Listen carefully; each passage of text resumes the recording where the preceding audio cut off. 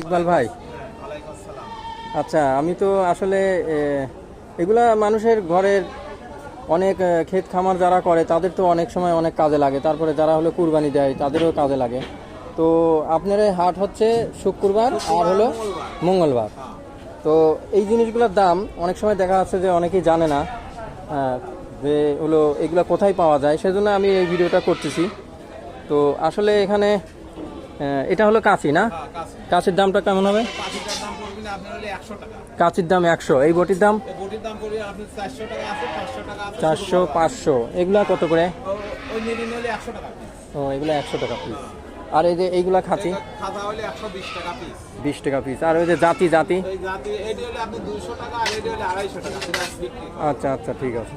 আর ওই যে নারকেল কুড়ার হলো 150 টাকা পিস। আচ্ছা, আর এগুলা কি? এগুলা ও এগুলো কুড়াল, কুড়াল কত করে পিস? 250 টাকা কেজি। ও এটা 250 টাকা কেজি।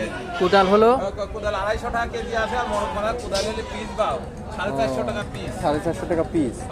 আচ্ছা, তারপরে এই যে এটা পাঁচশেষ না, এটা 150 টাকা পিস। ও আচ্ছা, কড়াই তাওয়া দুই রকম আছে, এক আছে ডালাই আর একটা আছে কাস্টমের। এই হলে 300 টাকা পিস, আর এই এটা কত? কাস্টমের।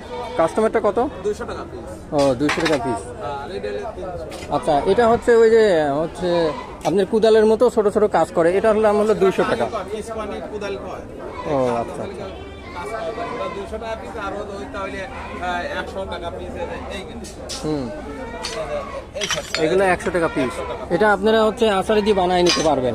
ঠিক আছে। আর এটা মনে হয় মাটি মাটি কাটার খুন্তা আর কি। ও আচ্ছা, হ্যাঁ হ্যাঁ, এই যে পিছনে আছে, এটা কত করে পিস? ওটা হলে 500 টাকা আছে, আর 400 টাকা পিস।